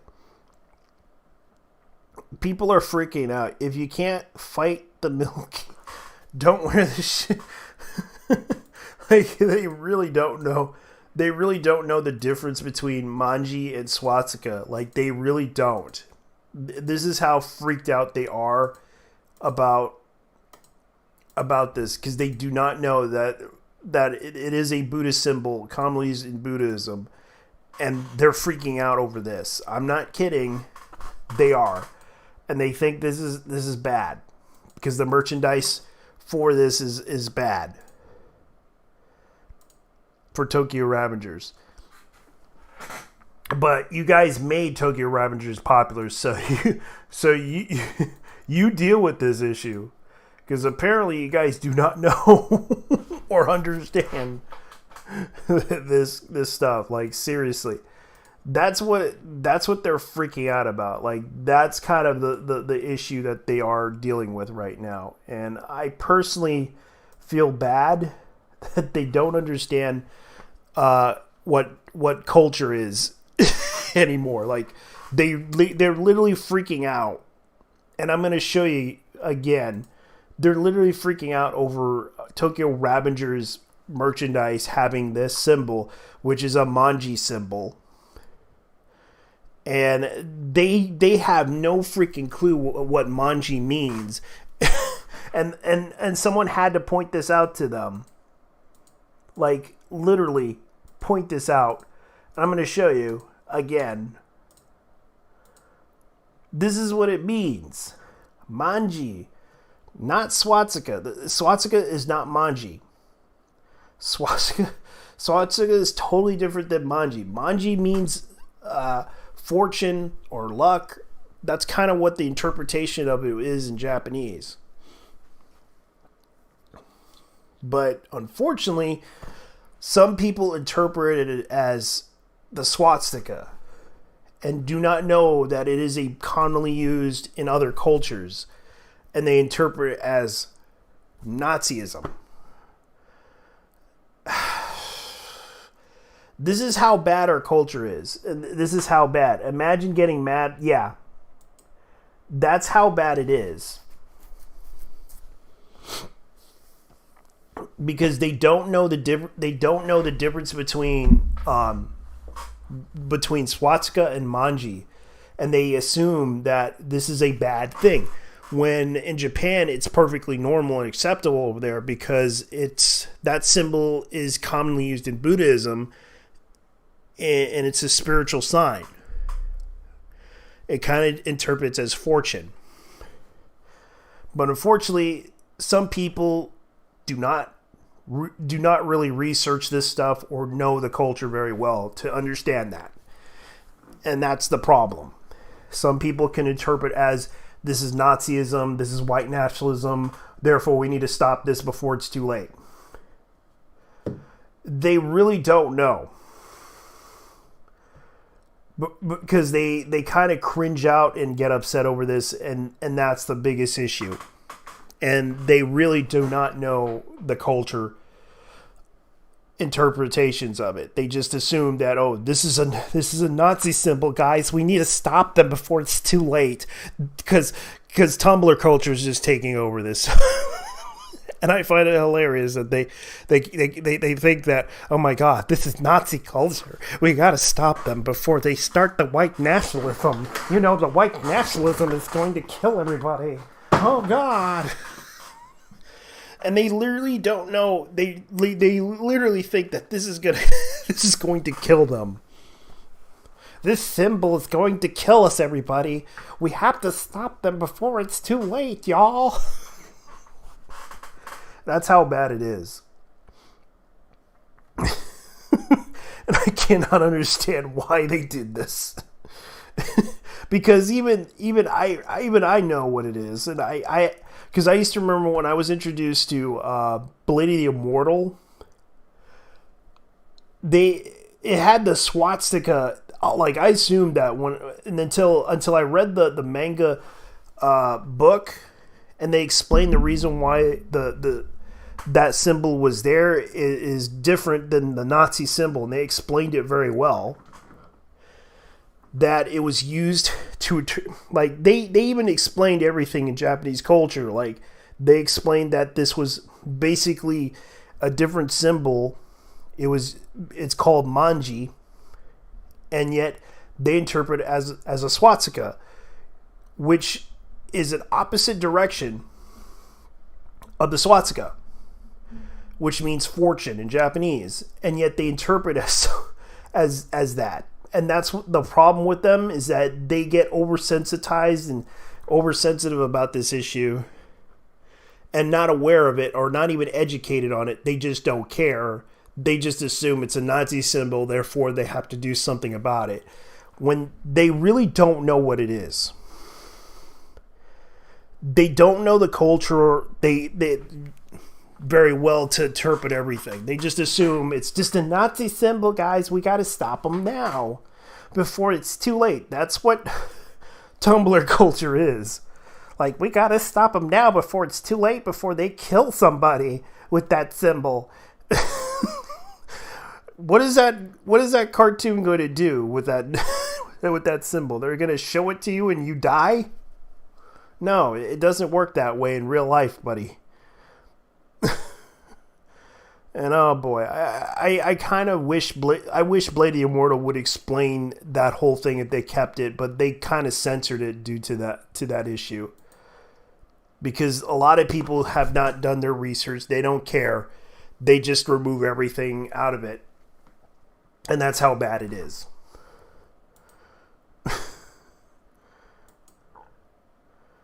So that's pretty much what's going on. So I guess I better go ahead and tell you guys how I feel about this, because that's pretty much what happened. Let's see here. Let's see. I gotta see if there's any other news. Because the topics are very broad.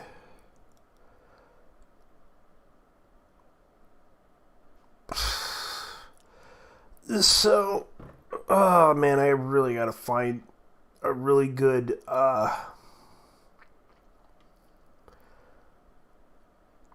like, everyone's talking about Platinum End.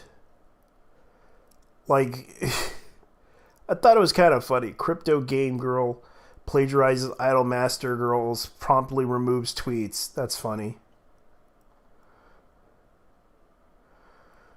Let me see here. I gotta find something that really is good. Let's see if I can find something in the news, because I gotta look up the anime news. Because I like to hear what everyone thinks, because I'm kind of like wondering about this, because this is kind of hilarious. Ooh. Here's something interesting. To Love Are You 50th Anniversary exhibit releases the main visual by Kantari Yubaki. Ooh. I actually like the first series. Because it kind of reminds me of another anime series by... I forgot what it was called. Let me look it up.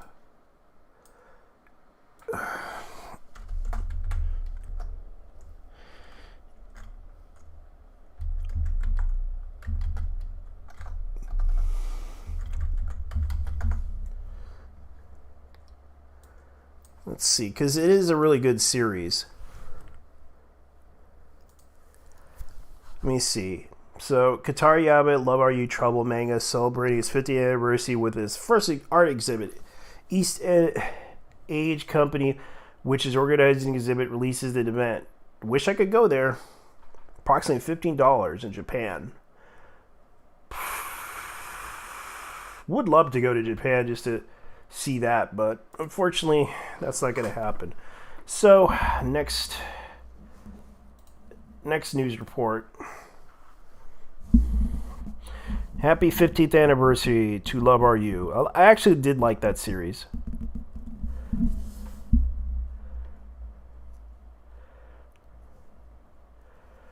Let's see.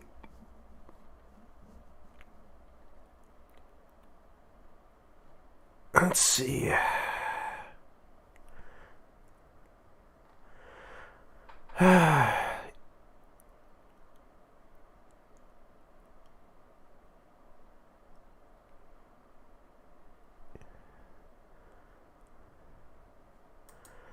Okay, so let's see here. From Software Eden Ring game development delayed until February 25th. From Software announced Monday that Bandai Namco entered the Elden Ring RPG action from PlayStation. Wow, really? Is going to be delayed. Because Namgai describes the game, the Golden Order has been broken, blah, blah, blah, Tarnished Guide races. Okay, so they're getting ready for all this stuff. That's why they're holding back on it.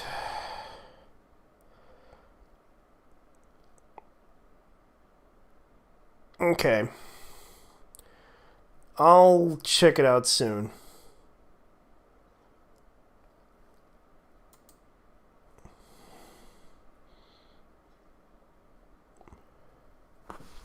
Let's see, Namco's original.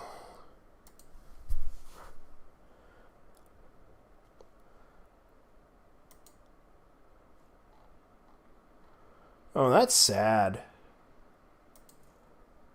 The official Twitter account of the original Pixar art designer Namco's Xavier Galaga and Doug Games Hishiro Ono, has also known as Mr.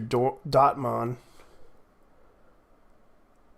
Oh, that's sad. He passed away at 64. and god of pixel art, announced Monday that Ono passed away on October 16th due to an illness. Although the illness was not specified, he had been hospitalized for monohepatitis on October 6th. The funeral services is for close relatives. That's sad. Yeah, because he did he worked on sprites and logos designs for numerous Namco titles, including Xerbus, Galaga, Dug Dug, Mappy, and Super Pac-Man, and Rally X. He continued working at the company when it merged with Bandai in 2006. He left Bandai in 2013, worked as a freelancer. Ono ran a pixel art workshop, and he launched it in Mr. Dotman brand in 2016. An ongoing crowdfunding project documentary about Ono's life has been successfully funded. The project staff... Oh, that's nice. That's kind of a sad thing for something to happen like that.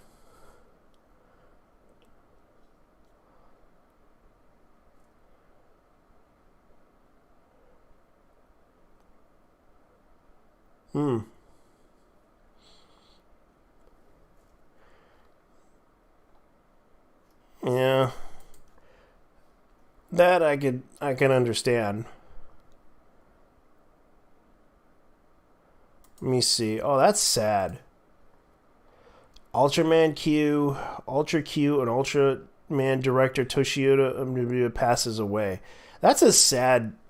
I'm sorry. It's just that I did watch some old shows like the Ultra 7, Ultraman, and Ultra Cosmos. Like, he did a lot of those Ultraman shows and Ultra Q series, which is kind of like I would say it was kind of like the Japanese version of X-Files back in the 60s. Like, he basically inspired that type of genre of weird fantasy.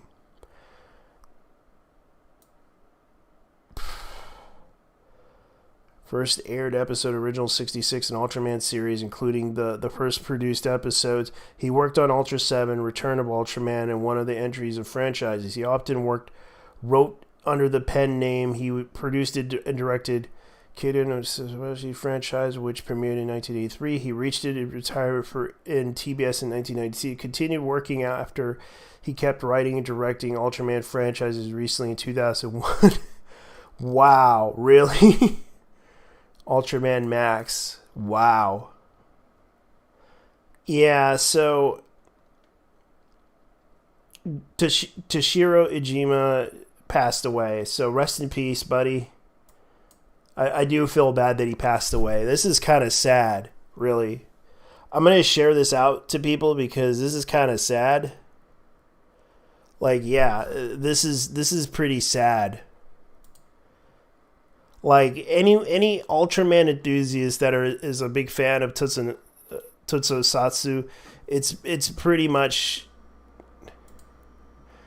a thing. Because I did like to watch Ultraman. I'm not going to deny it. I watched the movies before. Because I was introduced to Ultraman through a movie. And that's what happened. Let's see here.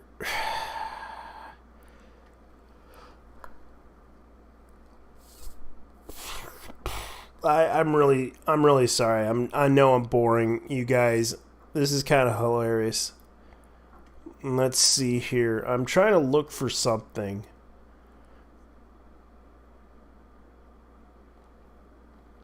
Something interesting.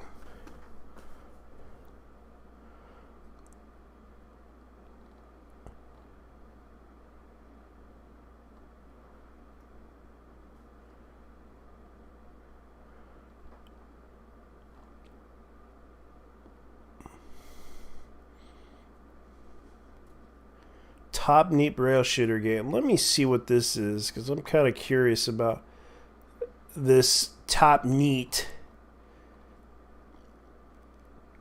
Neptunia. Okay, so that's top Neptunia. Dimensional Tripper Neptunia, top neat. Okay, cool. So it's coming out in Japan. I'm kind of a bit curious about it because that's something else. Okay, Crunchyroll adds the anime. God, I know everyone's gonna come back and try to watch that. I know that everyone likes to, because it's a shonen anime, but it's basically a comedy about you would not believe. It's basically a man who loves another man. That's basically what it is, and that's what they're trying to get everyone into, because this is a classic anime that everyone likes. Gravitation. Complete Blu-ray collection September 19th, or rights that previously Gravitation DVD. But again, it was set to 2013 episode series, originally aired in 2000. The OVA shifted in 1999. The anime is based on Matake Mura's manga, so they are planning to put it on on Crunchyroll. That's a big surprise there. Jeez, like that's something. Yes, I actually did like that anime for some reason, because it was hilarious, because it's basically a kid who's in love with a guy, and the guy rejects him, but he continues to do it because, of course, he's a gay dude. But he likes to joke around about it. So, let's see here. Let's see. Demon Slayer launches. Okay, so that's what they're doing. The new anime studio established in Kochi Prefecture. Studio 8 Colors.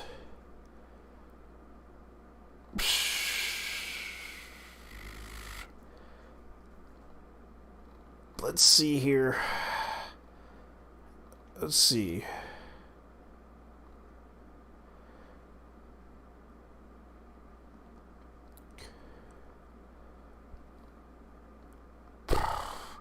Yeah, so I'm going to go ahead and talk about this because, oh man. I remember this when Hatsune Miku craze happened, they had an opening song for the original series. Now they're making Black Rock Shooter Doll Fawn, and that's going to be on Disney Plus. Now, this is going to be a big surprise here, because I know that Disney's trying to get into the anime game, and a lot of people were talking to me about again, like I kind of already talked about it, made a joke about it, because I know that the biggest thing is, like, this anime is about pretty boys. Like, they literally are talking about this. Like, the game centers around characters inspired by villains from Disney films, and describe the villains' Academy Adventure game that the rhythm game elements and battles. The game's story begins with the main character summoned to another world by magical mirror. There, the main character arrives at prestigious magic training school, like Harry Potter, the Night Raven College. With nowhere to go, the main character is offered protection by the school's masked headmaster. The headmaster. Wink, wink. And gets to know the uncooperative but genius students of the school while trying to find a way to get back home. The Night Raven College has 7 dormitories. Characters for each dormitory inspired by different Disney works, including Alice in Wonderland, Mermaid, Aladdin, Snow White, Hercules, Lion King, and Sleeping Beauty. But they're never going to bring out the Black Cauldron, because they'll never do it. They'll never do it, because Black Cauldron was never popular animated movie, and I know that for a fact, because they will never bring that back. Never. Everyone hated Black Cauldron. I remember my family did not want me to watch Black Cauldron.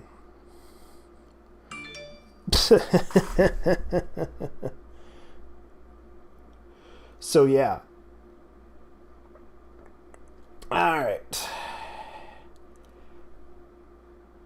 I guess I better go ahead and tell you guys, because that's pretty much what you're expecting, because that's what they're doing. Vivid Strike, aka spin of the Nanohan series, which is known when you bully the wrong person. See. Oh boy. Oh, so they're bringing back Viz. So they're bringing back Vampire Knight. I actually did like that series. It was actually a pretty good series. And they're advertising on Blu-ray. Let me see, how much are they charging for this one? $40. Okay, I'm down. $40 ain't bad. I'll pay for it. Jeez. I'll pay for that shit. Thank God. So anyways, I'll continue on. I'm gonna try to see what we can find interesting in the news. Oh God. No. Okay. Batman Ninja. Okay, this is hilarious. They made a live action theater play of the adaptation of Batman Ninja. And all the costumes in it are pretty interesting. I cannot believe they did that to him. I can understand that's something else, but Jesus Christ. She's cute to play Catwoman. She's too cute to play Catwoman. Way too cute. Harley Quinn. Okay, Mimi Tsuki. Let me see. Okay, so Katsunobu Kato. Kato Katsunobu. Kato Katsunobu. Or Asada Hano as Catwoman. Ayami Suzuki as Catwoman. Oh, so they have different actors playing the Joker. I see.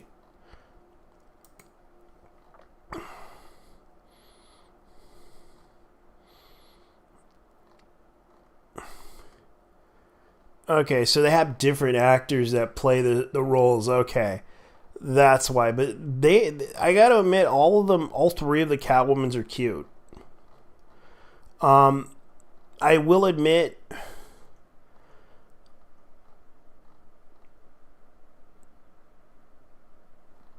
the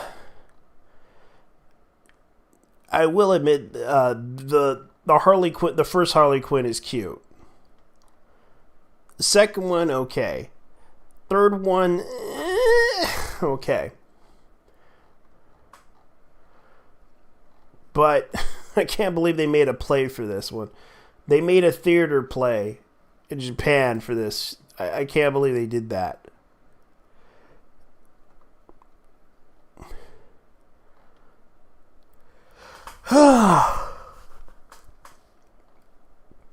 So, let's see here. So, anyways, I'm gonna probably go. Formation Reels drop out idle fruit tart. Anime English cast. Got it.